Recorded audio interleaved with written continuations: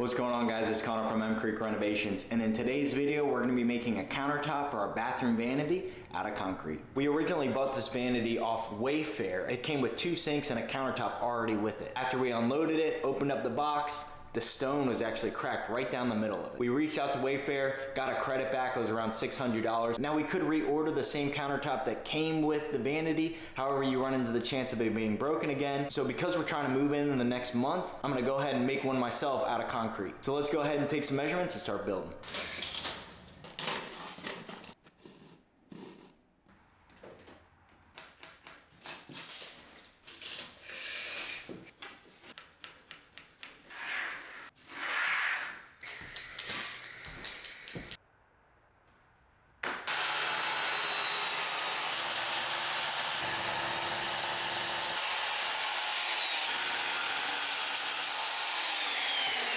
The biggest piece of the form is cut. Now I want to do the sides of the form that would make up the thickness of the countertop. I'm aiming for a thickness of 2.5 inches. So what I need to do is 2.5 plus the 3/4 inch melamine that's going to sit on the bottom, because when I attach it, I want to drill it to the side. So I have to account for that, the thickness of the melamine board. So overall, I want to cut 3.25 inch borders all along the form.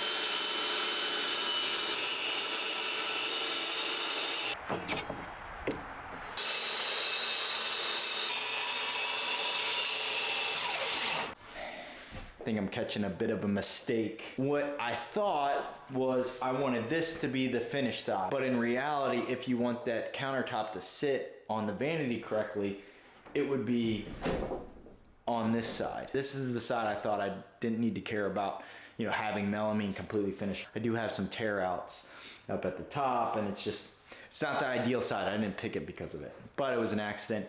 So I think I have an idea that when I go back with the silicone, I can fill in all the imperfections and just let it dry before going back over with the concrete. Because again, this is where I'm loading in all the concrete, and this would be my finished side. So you live and you learn. Let's go ahead and attach the sides of the form. Screw it down with the 1 3/4 construction screw. You want to make sure that the sides are nice and square. So I'm going to go along with my speed square and just check everything as I drill.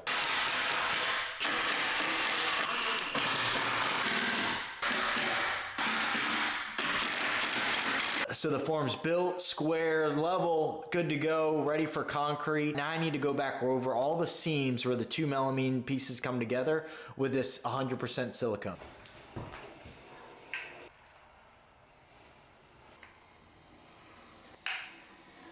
Now we can't forget this little divot in the melamine board that we talked about earlier.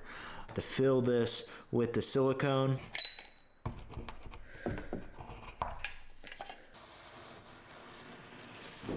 It's currently the next day. When I installed that silicone around the form, I just wanted to give it some more time to set up. I just went back with a razor blade knife and got all the excess silicone off, and then took some acetone. Any part where it was smeared on the actual form itself, I took some acetone and just kind of rubbed it down, made sure that that form is completely spotless and ready for concrete.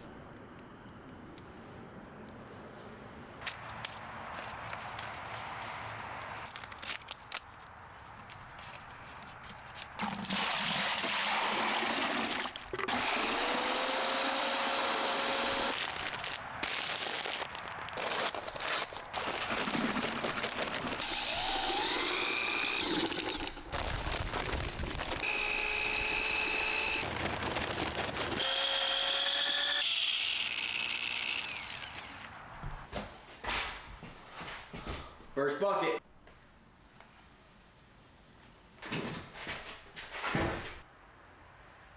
Bucket number 2. Coming.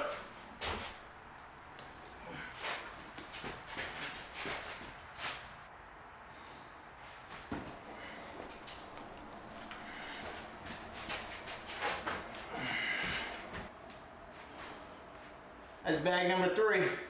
One of the biggest things is trying to keep the air bubbles out. What you want to do is you want to vibrate the form, but because the form's so heavy, I went ahead and created this little oscillating tool with some bolts that go through to the PVC pipe.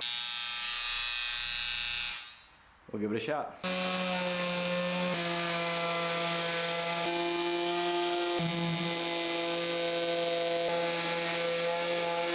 Number 4.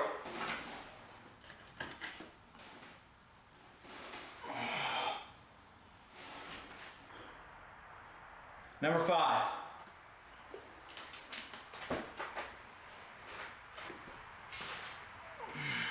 Number 6. Oh, come on. What?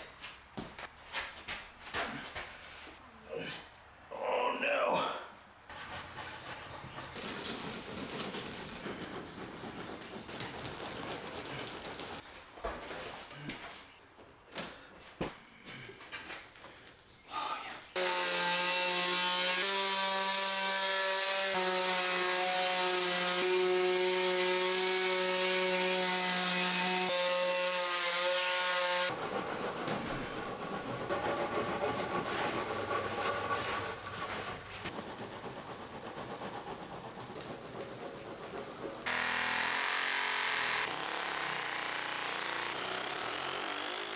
Holy smokes, I almost lost this whole slab.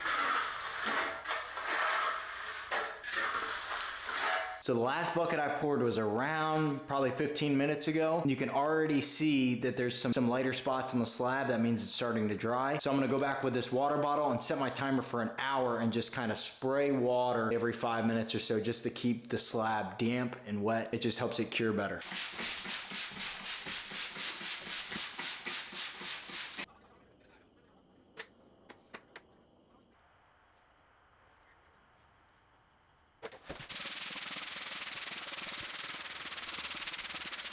The timer just went off. It's been an hour. And it's pretty crazy how much heat the slab is giving off. Like a noticeable temperature change from going from this room to other rooms. I'm not gonna be able to flip it over by myself. This thing is about 7 bags of concrete at 55 pounds a bag. That's over 350 pounds. I'm gonna take off the sides and then come back tomorrow and then we'll completely flip it over when I have some more manpower.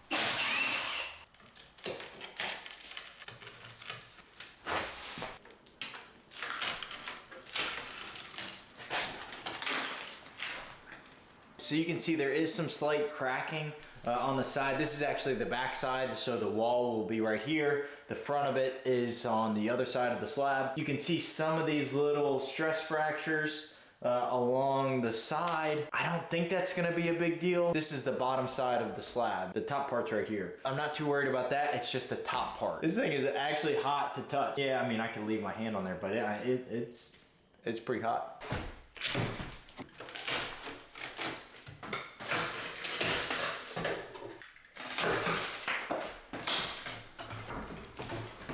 All right, so far we're doing pretty good. I'm gonna let this slab cure for about 24 hours and I'll check in with you tomorrow.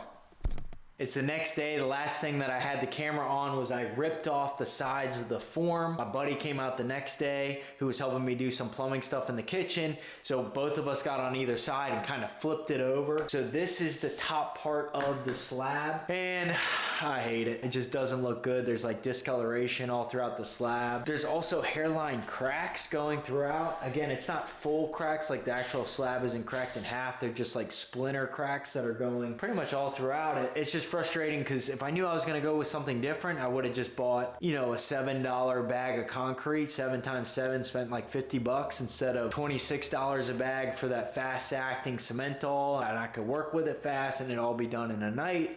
But if these are the results, I don't know what I did wrong. I felt like I was misting it right. I felt like I was misting it enough and just keeping it wet as it was cured. That's what I thought to do. But if you know down in the comments what I was doing wrong over the video, just let me know. Maybe it was those flow and slow release packets that I added into the very beginning. Maybe that's what's throwing off the color. But I gotta just figure out what I'm gonna do because I do want to still keep this slab. I don't want to start over again. I did spend a lot of time on this and I will make it work. Whether it means come back live edge everything and then go back over with maybe with like a thin layer of micro cement to get it exactly how I want it. So stay tuned. I know I'm gonna get it right and we'll do a final reveal in the upcoming days. So that's all we got going on for tonight. Stay tuned to how I'm gonna bring this slab back to life and use it for our vanity to finish off our bathroom renovation. If you like this video, like, comment, subscribe, and I'll see you on the next one.